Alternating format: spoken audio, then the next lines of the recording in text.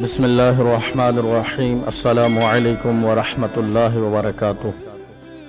1898 میں مرزا قادیانی نے منٹو پارک میں ایک جم غفیر کی موجودگی میں مینار پاکستان والی جگہ پر اپنا سٹیج لگایا اور بار بار یہ اعلان کر رہا تھا کہ اگر وہ نبوت کے دعوے میں جھوٹا ہے تو اسے اس سٹیج سے دربدر کر دیا جائے، لیکن جو مسلمان بھی یہ کوشش کرتا ناکام رہتا۔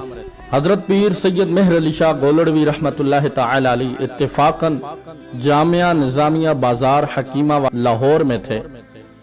قبلہ عالم کی خدمت میں یہ ساری صورتحال بیان کی گئی تو آپ نے مرزا قادیانی کے مقابلے میں آنے کی ٹھان لی اور منٹو پارک روانہ ہو گئے اور سٹیج پہ کھڑے ہو کر فرمایا کہ یہ شخص نبی ہونے کا دعوے دار ہے، جبکہ اللہ تعالی نے اپنے فضل و خاص سے جناب رسول اللہ صلی اللہ علیہ وسلم کے اس غلام ابن غلام کو اپنی ولایت سے سرفراز فرمایا ہے۔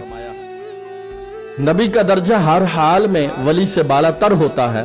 میں اس شخص سے 4 سوال کرتا ہوں، مرزا قادیانی ان سوالات کا جواب دے اور اپنی صداقت کا ثبوت دے، ورنہ پھر میں اس کی تردید کرنے کی غرض سے بفضل باری تعالی ان سوالات کا جواب دوں گا۔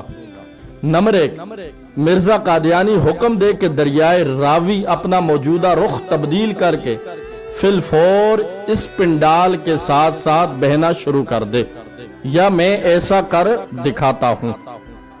نمبر 2، ایک نہایت پاک باز کنواری لڑکی کو پنڈال کے نزدیک چوطرفہ پردہ میں رکھ کر مرزا قادیانی دعا کرے کہ بغیر مرد کے اخلاط کے اللہ کریم اس لڑکی کو اسی جگہ پر ایک لڑکا دے جو اس کی نبوت یا میری ولایت کی تصدیق کرے۔ نمبر 3، اپنے لعاب دہن سے باہر کڑوے پانی کے کنویں کو میٹھا کر دے، یا پھر میں کر دیتا ہوں۔ نمبر 4، وہ مجھے شیر بن کر کھائے یا میں اسے کھا جاتا ہوں۔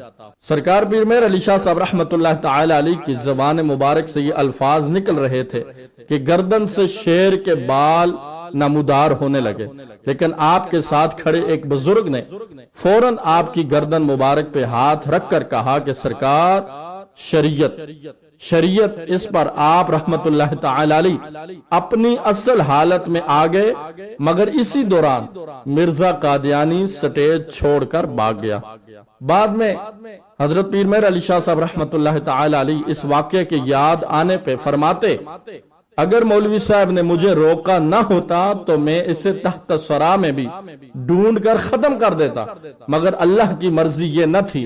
آپ نے فرمایا دراصل اس کے پاس 3 جن تھے جو اس کے مقابل بولنے والے کی زبان پکڑ لیتے تھے، مگر اللہ کے فضل سے وہ مجھ پہ حاوی نہ ہو سکے۔